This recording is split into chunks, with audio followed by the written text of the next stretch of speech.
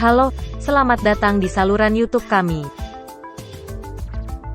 Pada video kali ini, kita akan membahas kerusuhan Mei tahun 1995. Sebelum kita membahas kerusuhan Mei tahun 1995, mari kita lihat sedikit latar belakangnya. Pada tahun 1995, Indonesia sedang mengalami situasi ekonomi yang sulit.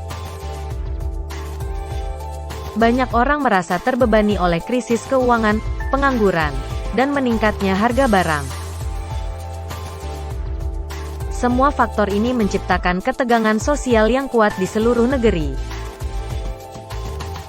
Pemicu utama dari kerusuhan Mei tahun 1995 adalah kebijakan pemerintah yang disebut Paket UU Nomor 1 Tahun 1995. Kebijakan ini mencakup pengurangan subsidi dan kenaikan harga bahan bakar minyak serta listrik. Hal ini sangat mempengaruhi masyarakat yang merasa beban hidup mereka semakin berat.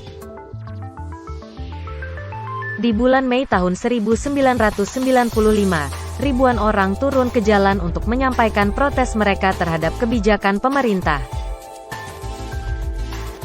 Aksi protes ini terutama dilakukan oleh mahasiswa, buruh, dan kelompok masyarakat lainnya.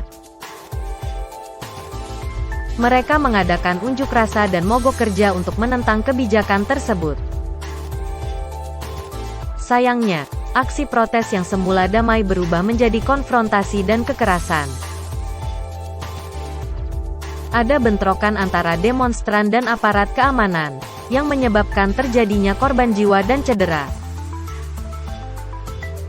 Beberapa fasilitas umum dan kendaraan juga rusak akibat kerusuhan ini. Kerusuhan Mei tahun 1995 memiliki dampak yang signifikan terhadap Indonesia. Pertama, pemerintah terpaksa mencabut kebijakan tersebut dan menggantinya dengan kebijakan lain yang lebih merakyat. Kedua, kerusuhan ini juga menjadi salah satu faktor penting dalam perubahan politik di Indonesia. Kerusuhan Mei tahun 1995 mengajarkan kita betapa pentingnya mendengarkan suara rakyat dan melibatkan mereka dalam pengambilan keputusan yang memengaruhi kehidupan mereka.